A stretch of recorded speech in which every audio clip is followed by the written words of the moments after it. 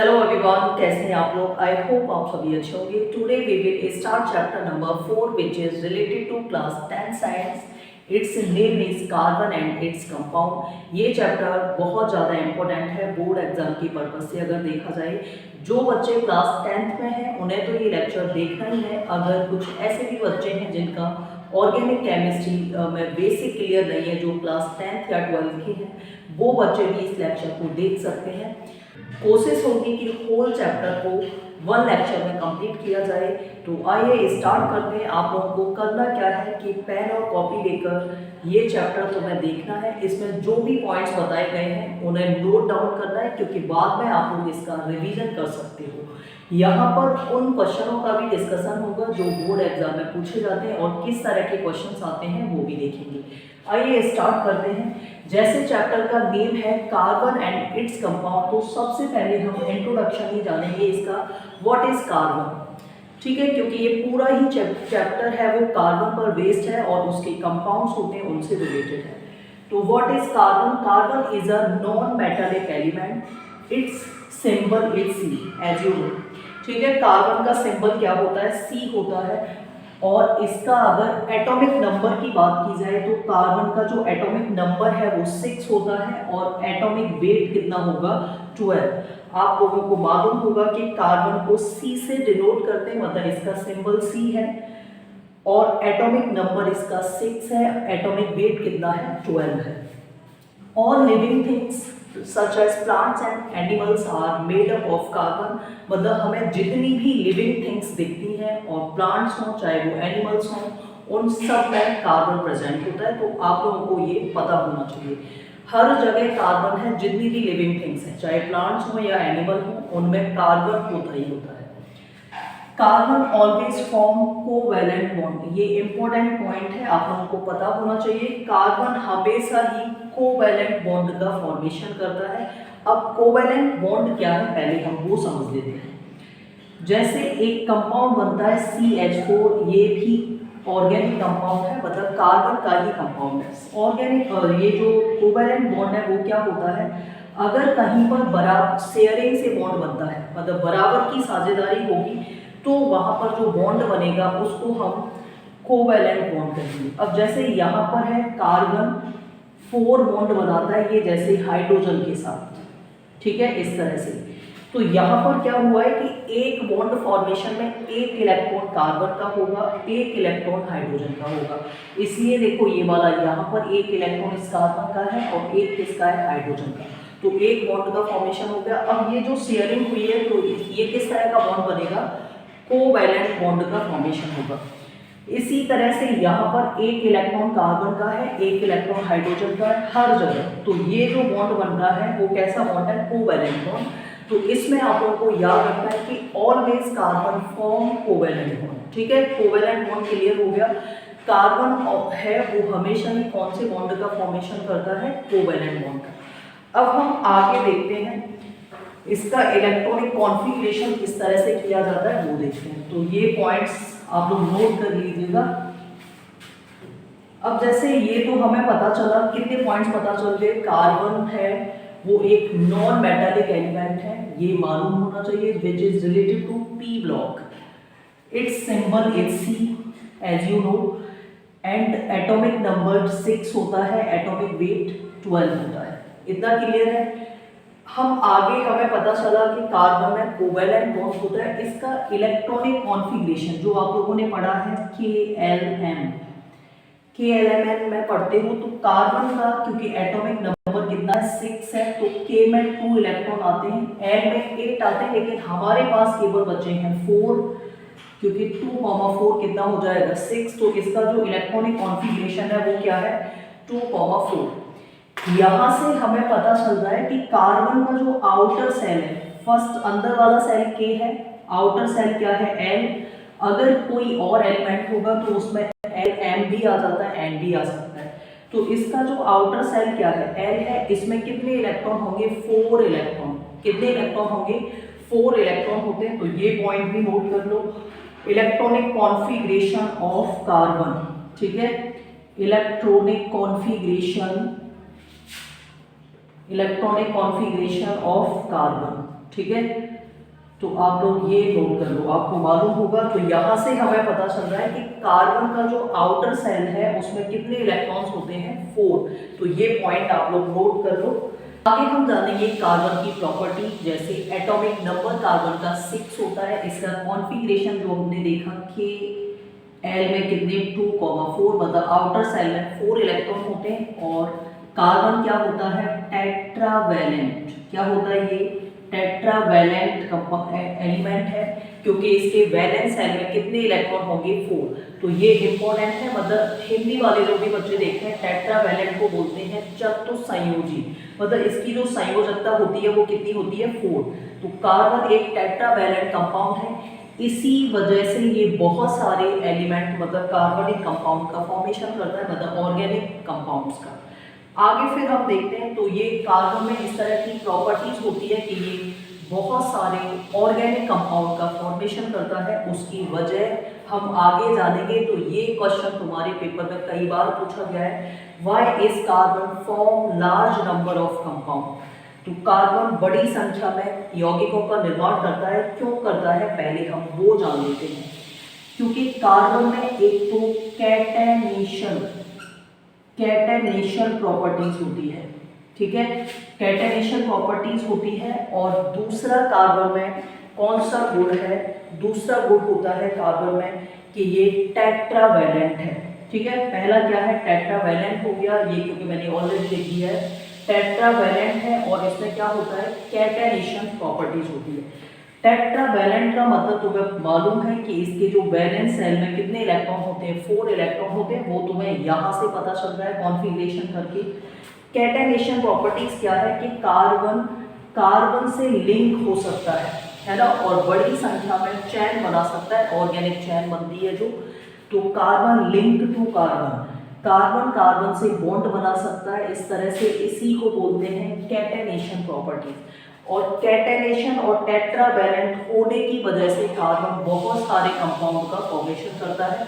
तो ये क्वेश्चन बहुत बार पूछा गया है, तो ये समझ आ गया सभी बच्चों को। हिंदी वाले जो बच्चे देखते हैं इसमें किस तरह से पूछा जाएगा, कार्बन बहुत बड़ी संख्या में यौगिक बनाता है, क्यों।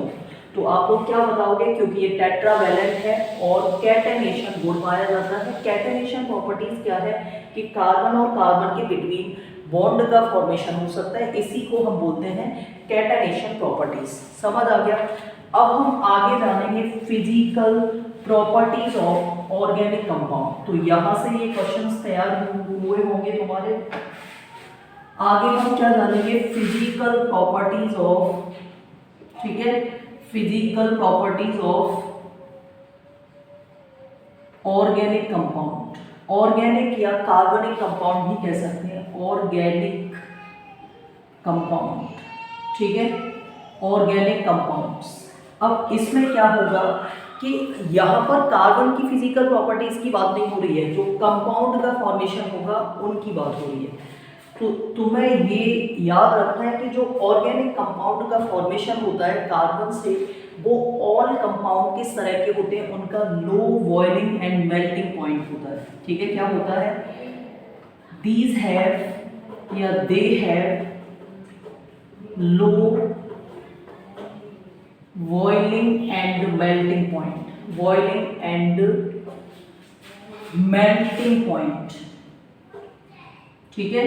तो ये आप लोग याद कर लेना इसको, ये नोट डाउन कर लो कि जो ऑर्गेनिक कंपाउंड होते हैं उनका बॉइलिंग पॉइंट और मेल्टिंग पॉइंट क्या होता है, लो होता है। आप लोग जानते होंगे बॉइलिंग पॉइंट क्या है, कोई भी लिक्विड जिस टेम्परेचर पर बॉइल होने लगता है बॉइलिंग पॉइंट है।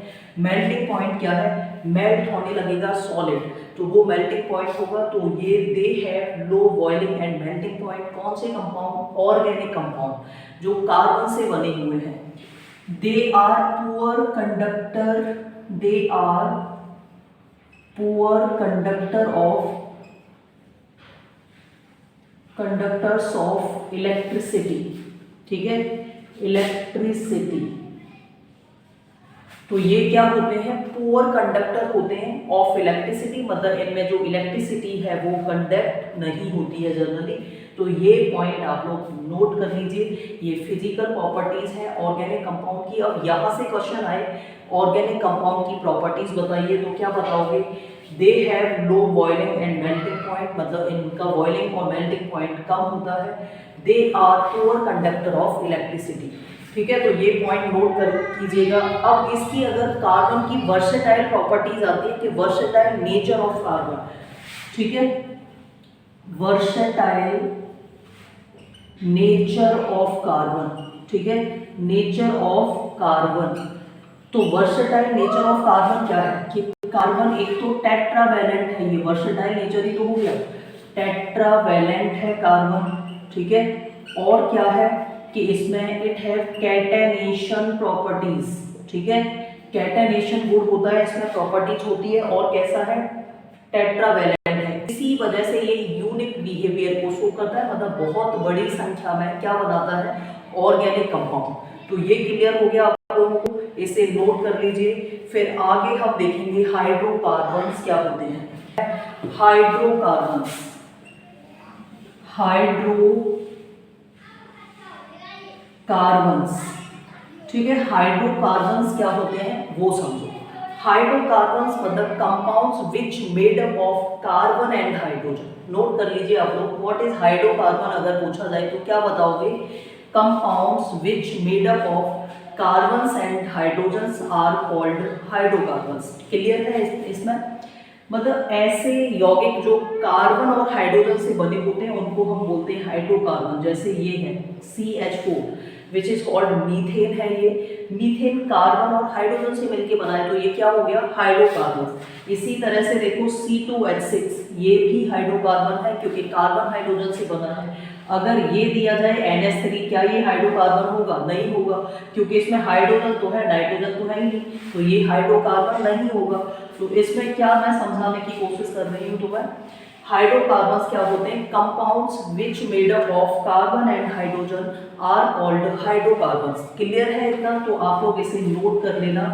ऐसे यौगिक जो कार्बन और हाइड्रोजन से मिलकर बने होते हैं उनको हम क्या बोलते हैं? Hydrocarbons. Hydrocarbons divided in two category, ठीक है, यहां से समझो, इंपॉर्टेंट है, यहां से क्वेश्चंस आते हैं एग्जाम में। हाइड्रोकार्बन्स हैं वो कितने टाइप के होते हैं? 2 टाइप के। एक तो होते हैं सैचुरेटेड हाइड्रोकार्बन। कौन से होते हैं? सैचुरेटेड हाइड्रोकार्बन, ठीक है, सैचुरेटेड हाइड्रोकार्बन होंगे, और क्या होंगे? अनसैचुरेटेड हाइड्रोकार्बन, ठीक है, अनसैचुरेटेड हाइड्रोकार्बन, ठीक है, कार्बन्स कह सकते हैं इनको। तो हमें समझ आया कि ऐसे elements which made up of carbon and hydrogen are called hydrocarbons. These are classified in 2 categories, saturated hydrocarbons and unsaturated hydrocarbon. अब हम जानेंगे व्हाट इज सैचुरेटेड हाइड्रोकार्बन। मतलब सैचुरेटेड हाइड्रोकार्बन्स क्या होते हैं, जिन्हें हिंदी में बोलते हैं संतृप्त हाइड्रोकार्बन। सैचुरेटेड हाइड्रोकार्बन्स क्या होते हैं? They have single bond between carbon. क्या समझ आ रहा है? दे हैव सिंगल बॉन्ड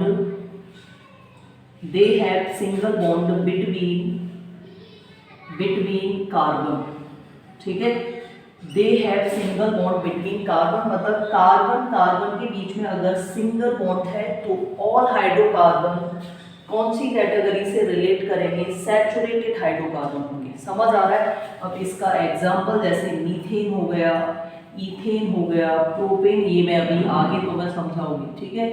तो ये हाइड्रोकार्बन कैसे हाइड्रोकार्बन है? Saturated hydrocarbon. तो क्या समझ में आया है इसमें? They have single bond between carbon. अगर कार्बन कार्बन के बिटवीन सिंगल बॉन्ड है तो वो कैसा हाइड्रोकार्बन होगा? Saturated hydrocarbon. It is clear? अब हम नेक्स्ट देखते हैं अनसैचुरेटेड हाइड्रोकार्बन है। अनसैचुरेटेड हाइड्रोकार्बन क्या होते हैं? कार्बन कार्बन के बीच में डबल बॉन्ड हो सकता है और कार्बन कार्बन के बीच में ट्रिपल बॉन्ड भी हो सकता है, ठीक है। तो ऐसे हाइड्रोकार्बन किस में आएंगे? अनसैचुरेटेड कैटेगरी में। समझ आ रहा है? तो जो अनसैचुरेटेड हाइड्रोकार्बन्स होते हैं जनरली वो रूम टेम्परेचर पर लिक्विड स्टेट में एग्जिस्ट करते हैं। हालांकि ये है नहीं, पर तुम लोग समझ सकते हो इसको।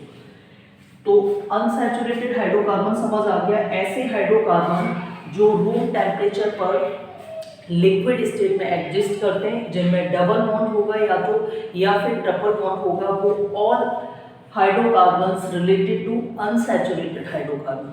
क्लियर है? सिंगल बॉन्ड वाले सैचुरेटेड हाइड्रोकार्बन में जाएंगे और डबल या ट्रिपल बॉन्ड वाले कहाँ पर जाएंगे? अनसैचुरेटेड में। तो यहाँ पर आप लोग लिख सकते हो दे हैव डबल और ट्रिपल बॉन्ड बिटवीन कार्बन। ठीक है, बिटवीन कार्बन। इनके एग्जाम्पल मैंने पहले ही लिख दिए हैं। तो जैसे ये इथीन होता है, ये इथाइन है, जो कि रिलेट करते हैं अनसैचुरेटेड से, और ये कौन सा हो गया? Saturated hydrocarbon. तो आप लोग इसे नोट कर लो, फिर हम नेक्स्ट टॉपिक देखते हैं। तो जैसे अभी हमने समझा सैचुरेटेड और अनसैचुरेटेड हाइड्रोकार्बन, आगे हम बॉन्ड के आधार पर, मतलब on the basis of double bond, single bond and triple bond के आधार पर हम क्लासिफिकेशन आगे जानेंगे। तो जैसे जो सिंगल बॉन्ड वाले होते हैं उनको एल्केन्स बोला गया है, डबल बॉन्ड वाले हैं जो उनको एल्कीन बोला गया है, ट्रिपल बॉन्ड वाले जो हैं उनको एल्काइन बोला गया है। तो ये अलग कैटेगरी में हाइड्रोकार्बन की। तो पहले हम जानते हैं एल्केन्स क्या होते हैं। What is alkanes? तो एल्केन्स भी हाइड्रोकार्बन हैं जो सैचुरेटेड हाइड्रोकार्बन में आएंगे, इनके बिटवीन सिंगल बॉन्ड होता है। तो ऐसे alkane which has single bond, ऐसे hydrocarbon which has single bond कौन सी कैटेगरी में जाएंगे? वो सैचुरेटेड में जाएंगे, और ये एल्केन है उनका ही एग्जाम्पल है। इसका जो जनरल फॉर्मूला होता है CnH2n+2 होता है। इसी तरह से जो एल्कीन्स होते हैं, एल्कीन्स का जो बॉन्ड है इनके बिटवीन डबल बॉन्ड होगा, इनका जनरल फॉर्मूला होगा CnH2n। और जो एल्काइन होते हैं, ठीक है, एल्काइंस होते हैं उनमें ट्रिपल बॉन्ड होता है कार्बन के बिटवीन, इनका फॉर्मूला होगा CnH2n-2। तो ये जनरल फॉर्मूला है इन दोनों का, अब इन तीनों का है ना। जैसे ये इसका है, एल्कीन्स का ये है, एल्काइन का ये है। जैसा कि आप लोगों ने अभी पढ़ा था, अनसैचुरेटेड हाइड्रोकार्बन्स क्या थे? जो डबल या ट्रिपल बॉन्ड को रखते हैं उनको अनसैचुरेटेड हाइड्रोकार्बन बोलते हैं। तो ये दोनों अनसैचुरेटेड कैटेगरी में आएंगे, ये क्या हो जाएंगे? अनसैचुरेटेड। ठीक है, अनसैचुरेटेड हाइड्रोकार्बन है ये, और ये किसमें आएगा? सैचुरेटेड हाइड्रोकार्बन में। क्लियर है इतना? अब हम एल्केन्स, एल्कीन, एल्काइन को वन बाय वन देखते जाएंगे। जैसे इसका फॉर्मूला है CnH2n+2।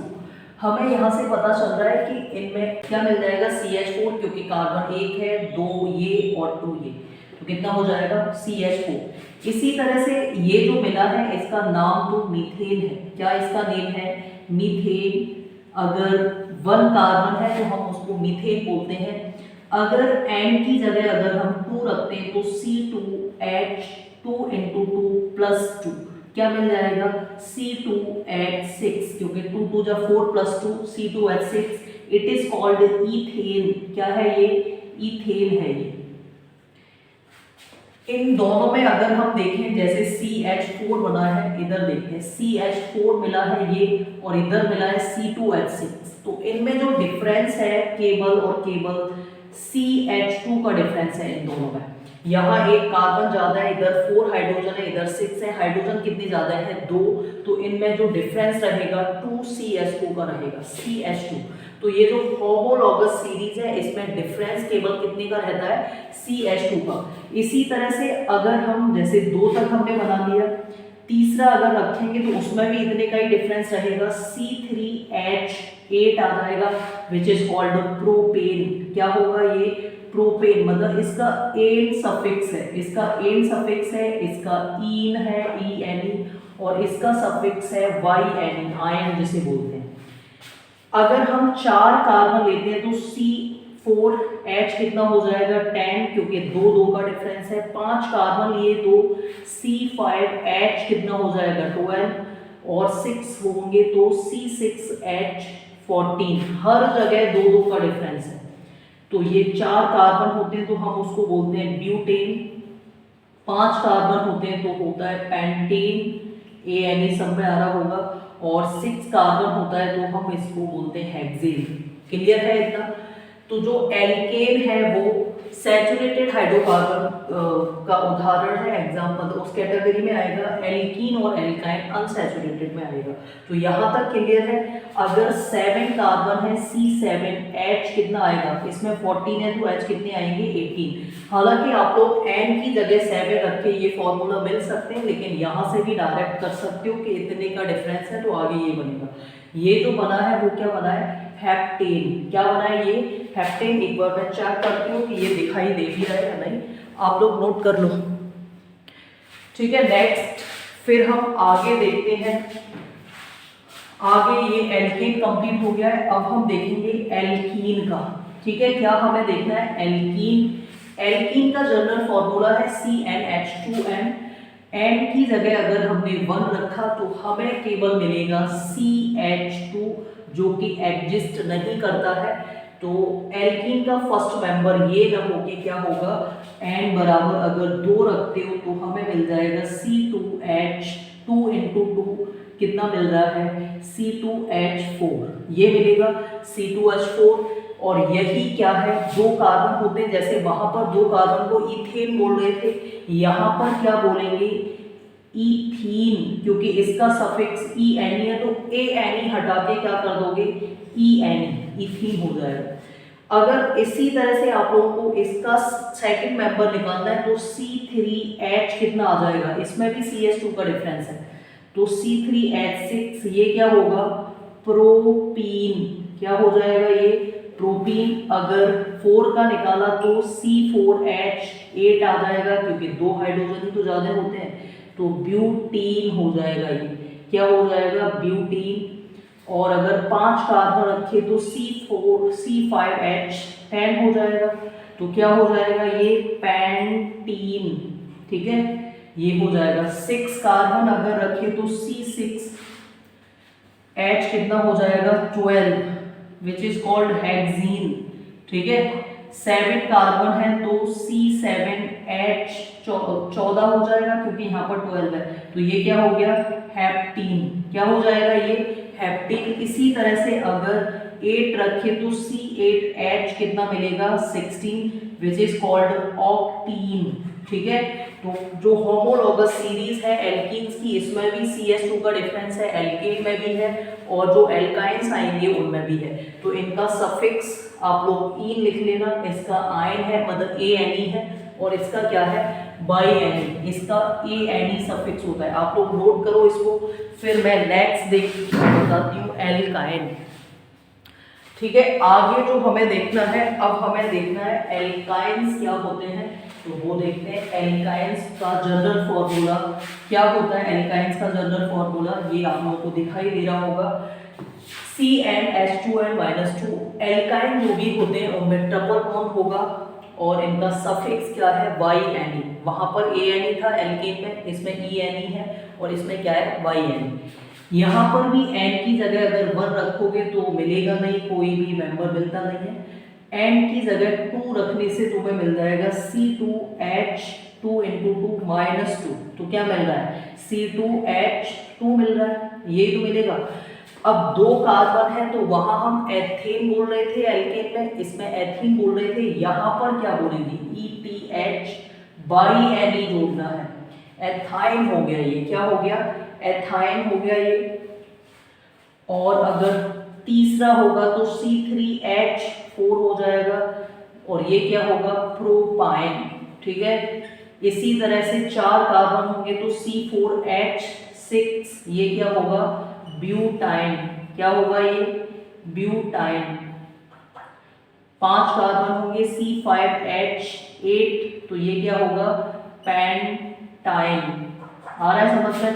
6 कार्बन अगर है तो C6, डिफरेंस क्योंकि इसमें 2 कार्बन है तो 8 है, 6 में कितने आएंगे, 10, और ये क्या होगा, हेक्साइन।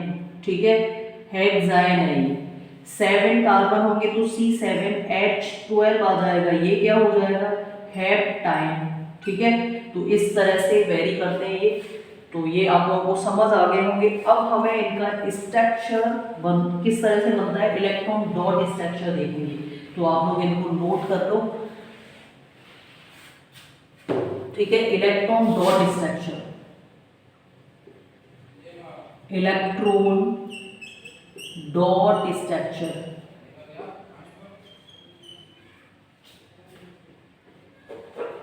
इलेक्ट्रॉन डॉट स्ट्रक्चर है वो किस तरह से बनते हैं वो हम देखते हैं। जैसे हमें CH4 जो कि एल्केन का फर्स्ट मेंबर है, इसका इलेक्ट्रॉन डॉट स्ट्रक्चर बनाना हो, तो इलेक्ट्रॉन डॉट स्ट्रक्चर बनाने के लिए हमें आउटर सेल में जो इलेक्ट्रॉन्स होते हैं उनके बारे में पता होना चाहिए। तो ये कार्बन है, हमने इस तरह से लिखा। मैंने आप लोगों को पहले बताया था कि कार्बन टेट्रावैलेंट है। किस तरह का है, टेट्रावैलेंट, मतलब इसकी वैलेंसी कितनी होती है, 4 होती है। हाइड्रोजन यहाँ पर कितने हैं, 4। चारों हाइड्रोजन को हमने इस तरह से लगा दिया है। एक हाइड्रोजन है तो हाइड्रोजन का एटॉमिक नंबर 1 ही होता है, मतलब हाइड्रोजन के पास एक इलेक्ट्रॉन होता है। अब ये बॉन्ड बनते क्यों है, क्योंकि स्टेबल होने के लिए एवरी एलिमेंट अपने आउटर सेल में 8 इलेक्ट्रॉन करना चाहता है, हाइड्रोजन हीलियम को छोड़कर। तो कार्बन के पास 4 हैं, 8 करने के लिए इसको 4 इलेक्ट्रॉन और की जरूरत है। तो ये क्या करेगा, चारों हाइड्रोजन से एक एक इलेक्ट्रॉन की शेयरिंग करेगा। तो इसने क्या किया है, देखो इस तरह से इस सर्कल में 8 इलेक्ट्रॉन हो जाएंगे, क्योंकि एक एक हाइड्रोजन से लिया है, 4 इसके खुद के हैं। हाइड्रोजन क्या करता है, स्टेबल होने के लिए इसको 2 इलेक्ट्रॉन की जरूरत है, तो इसने इस तरह से लिख दी। तो ये डॉट स्ट्रक्चर है, इलेक्ट्रॉन डॉट स्ट्रक्चर। मीथेन की बॉन्ड स्ट्रक्चर की अगर बात करें तो एक इलेक्ट्रॉन की शेयरिंग से एक बॉन्ड बनता है, इस तरह से इधर बनेगा। तो ये वाली बॉन्ड स्ट्रक्चर है, आप लोग नोट करो इसको। आगे हम फिर नेक्स्ट देखेंगे और आगे हमारे पास होगा इथेन, ठीक है। तो ये तो इलेक्ट्रॉन डॉट स्ट्रक्चर बॉन्ड दोनों ही बता दिए मैंने। अब हमारे पास है C2H6, आप लोग इसको जानते होंगे, ये इथेन है। इथेन है तो इथेन पर कितने कार्बन है, 2 कार्बन है। दोनों कार्बन को, चलो इधर बताती हूँ मैं, C2H6, दोनों कार्बन को हमने इस तरह से लिख दिया है। कार्बन के पास कितने इलेक्ट्रॉन हैं, 4 इलेक्ट्रॉन होते हैं, जैसा कि मालूम है आप लोगों को। चारों इलेक्ट्रॉन ऐसे लिख दिए। हाइड्रोजन कितने हैं, 6 हाइड्रोजन है, दोनों को बराबर बराबर दे दो। तो यहाँ 3 हाइड्रोजन लगा दिए इस तरह से, ठीक है। इस पर है 3 हाइड्रोजन। हाइड्रोजन के पास एक एक इलेक्ट्रॉन होता है इस तरह से। इस वाले कार्बन को अगर देखोगे तो ये 3 हाइड्रोजन से एक एक इलेक्ट्रॉन लिया है, एक इलेक्ट्रॉन इस वाले कार्बन से लिया है, ठीक है। और ऐसा ही इस वाले कार्बन ने किया, 3 हाइड्रोजन से एक ये। हाइड्रोजन एक एक इलेक्ट्रॉन ही लेते हैं तो इनकी शेयरिंग इस तरह से हो जाएगी, ठीक है। तो ये जो बना है वो क्या है, इलेक्ट्रॉन डॉट स्ट्रक्चर है इथेन की। अगर बॉन्ड स्ट्रक्चर बनाए तो वो इस तरह से बनेगी, ठीक है। ये बॉन्ड स्ट्रक्चर है। इसी तरह से आप लोग प्रोपेन का बना सकते हो। प्रोपेन का बॉन्ड स्ट्रक्चर पहले बनाना सीख जाओगे तो डॉट स्ट्रक्चर बन जाएगी। इसको मैं रफ करती हूँ। आगे हमने लिया है प्रोपेन, ठीक है। क्या लिया है, प्रोपेन है हमारे पास। प्रोपेन, प्रोपेन का फॉर्मूला है C3H8। क्या करना है आप लोगों को, 3 कार्बन है उनको इस तरह से लिख दो, ये लिख दिया। बाहर वाले जो कार्बन है उन पर H3 आता है, तो 3H इस तरह से लगा दो। ये ट्रिक मैं बता रही हूँ आप लोगों को। यहाँ पर हमने 3 हाइड्रोजन लगा दिए इस तरह से। बीच वाला जो कार्बन है उस पर 2 ही हाइड्रोजन आएंगे केवल। तो ये ब्यूटेन की, वो प्रोपेन की बॉन्ड स्ट्रक्चर है। इसी तरह से हम ब्यूटेन की बॉन्ड स्ट्रक्चर बना सकते हैं। C4H कितना होगा, 10। 4 कार्बन इस तरह से लिखो, ये लिख दिए। बाहर जो कार्बन है उन पर H कितने लगाने हैं, 3, तो ये लगा दिए। बीच में जो भी कार्बन है उन पर H कितने लगाओगे, 2, बीच में सिंगल बॉन्ड इस तरह से लगा दो।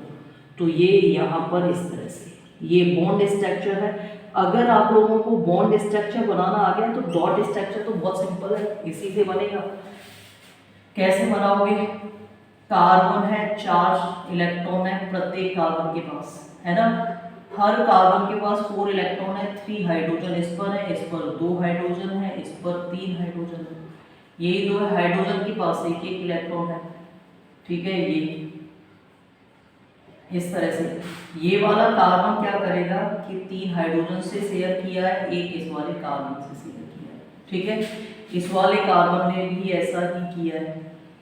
ये 8 इलेक्ट्रॉन हो गए ना इस वाले सर्कल में, सारे सर्कल में कार्बन के पास एक इलेक्ट्रॉन, तो ये इसकी है। हाइड्रोजन का मालूम ही है आप लोगों को, इस तरह से बनता है, ठीक है। ये तो ये जो बना है बॉन्ड स्ट्रक्चर और डॉट स्ट्रक्चर तो मैं बता दिया है, आप लोग नोट कर लो इसको एक